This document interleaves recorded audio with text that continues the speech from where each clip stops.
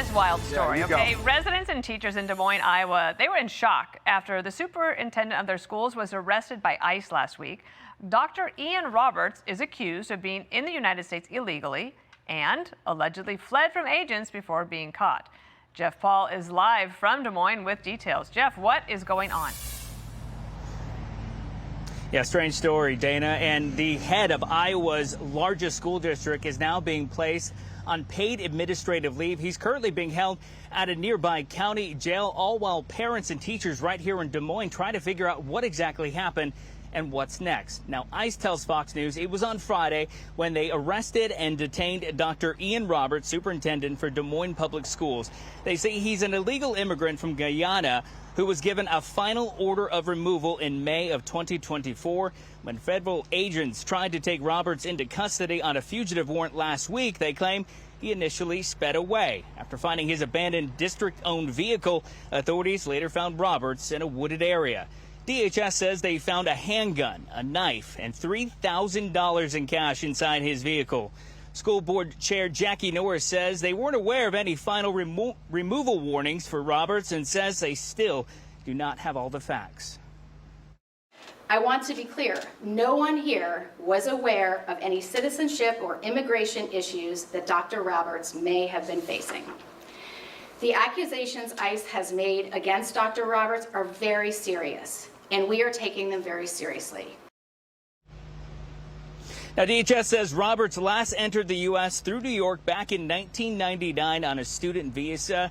Officials say that he was not legally authorized to work in the U.S. after his employment authorization card expired in 2020. ICE says there was a prior weapons charge, but the school district says they were aware of a charge relating to a hunting rifle, which he disclosed during the hiring process. The school district also adding that they did all their background checks and nothing was flagged. They also said that Dr. Roberts signed some paperwork confirming that he was, in fact, a U.S. citizen.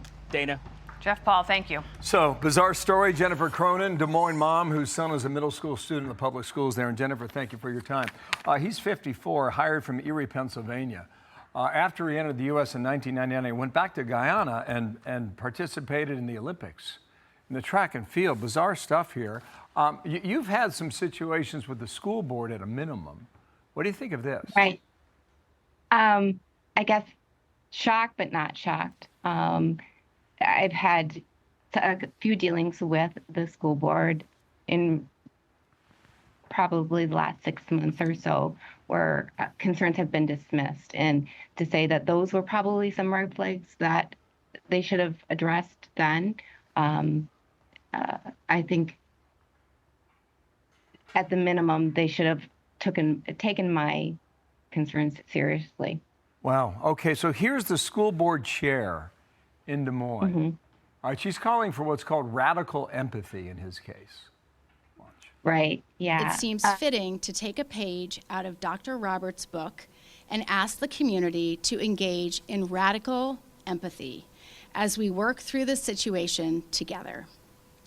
Radical empathy is the recognition that we can disagree and still empathize with each other. The respect of others' humanity. This concept will be essential as we wait to learn more.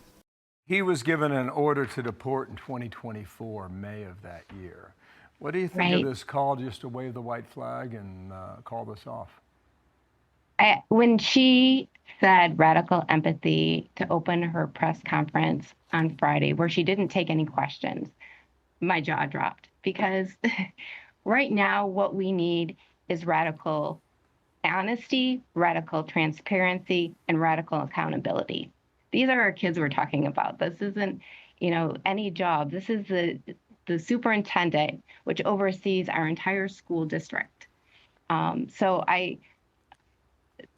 their words ring hollow to me. Okay. I think that they need to make sure that they're looking out for the best interest and the safety of our kids, and I don't see that happening, and that's something that I've brought to their attention previously. Okay, so, well, let me just squeeze in one more thing. Jonathan Turley, we rely on for a lot of legal interpretation, or he wrote this. The question is how the federal government will respond to these multiple school districts hiring Roberts. It is unlawful to hire someone with an illegal status under immigration laws. I mentioned Erie, Pennsylvania, and now Des Moines, Iowa. Some are saying that by most accounts, he was a good guy and cared for the kids. What would you say to them? I will say that he was very charismatic. I will give you that. There were a lot of people who felt that way. And I did at the beginning as well. That my mom radar quickly went up in, I guess, the fall of 2023. So a few months after he started, when he recommended and the district approved this idea of lifting the prohibition on not hiring people with criminal backgrounds.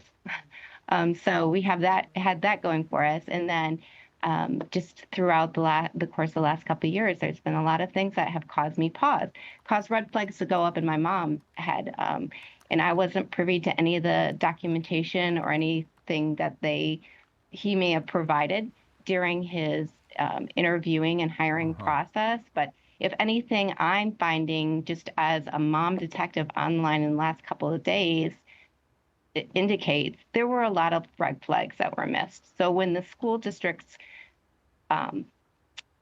board chair goes on TV and says, no, there were no red flags, I find that hard to believe. Okay, so we'll see what happens next. A bizarre story. Don't know if I've heard of one like this today. Jennifer Cronin, thank you for coming on. We'll watch it out of Des Moines. Well, thank you. Hey everyone, I'm Emily Campagno. Catch me and my co-hosts Harris Faulkner and Kaylee McEnany on Outnumbered every weekday at 12 p.m. Eastern, or set your DVR. Also, don't forget to subscribe to the Fox News YouTube page for daily highlights.